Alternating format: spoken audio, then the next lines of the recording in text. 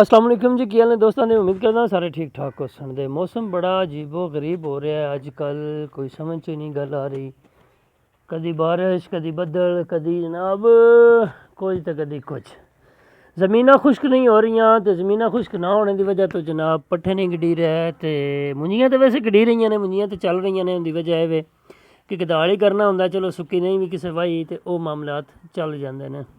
Tractor बिच वाड़िया, भावें पानी खलोता है, सुक्की वही है नहीं वही, तो जनाब अगा आहो कर दिता, यानी कि खोबा कर दिता, उदे मार दिता सुहागा जरा नहीं, बस सोने ते सुहागा वो कम हो जाता है बारिश की वजह तो, क्योंकि उन्होंने पानी नवा नहीं पाना पौंदा, अपना पीटर अपनी मोटर नहीं चलानी पौंदी। लिहाजा वेखो बदलों के सिस्टम निज़ाम माशाअल्लाह बड़े डाढ़े डाढ़े होए ने, साइडों ते पानी भी खलोता है क्योंकि ताज़ा तरीन बारिश हुई है।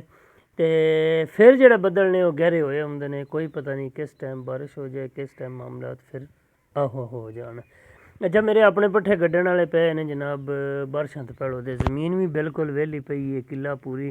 तो मैं कुछ जनाब गढ़नी आई अपना मुंजी, तो कुछ पट्ठे गढ़ने आने। तो ए लो जी, फिर अल्लाह की तो बारिश फिर शुरू हो गई है, फिर रुक गए हैं एक साइड पर जाके, तो अडोल जिहा होके बह गए हैं। ਹੁਣ बस जे को नहीं चलता और जिस टाइम शुरू हो जाए। तो बाकी अल्लाह पाक रखे खैर, बारिश इंजॉय करो। कुछ तो कर रहे हैं इंजॉय, तो कुछ बेचारे परेशान ने, मेरे जहा जिन्हें डंगर रखे ने तो पट्ठे गड़ींदे पे ने।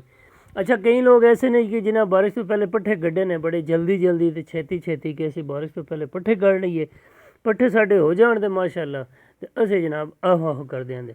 लेकिन बारिशां ही इस बार इतनियां हुई ने, इतनियां बारिशां हुई ने कि पट्ठे जम्मण वाले पासे गए ही नहीं हैं, पट्ठे जम्मे ही कोई नहीं जी, यकीन मनो आहो हो गई है। बहरहाल जी अल्लाह पाक रखे खैर, तो अल्लाह पाक करे भला। यह फिलहाल की सूरत हाल है कि बारिश स्टार्ट है, वेखो माशाअल्लाह बड़ी तेज़ बारिश है, पट्ठे जमदे कोई नहीं पे, बाकी मामला चलते पे ने। अल्लाह पाक की हिम्मत ते तौफीक दे नाल मामलात जिंदगी से चलते ही रहने ने। तो हुण मेरे दिल संदे इजाजत, इंशाअल्लाह फिर मिलांगे नवे व्लॉग दे नाल। तो जिहड़े नवे दोस्त आए हो चैनल नूं कर दो सबसक्राइब, वीडियो लाइक शेयर तो कमेंट कर दिता करो, ताकि नवी वीडियो जी तुहाडे तक आसानी पड़ सके। अल्लाह हाफिज़, अल्लाह निगहबान।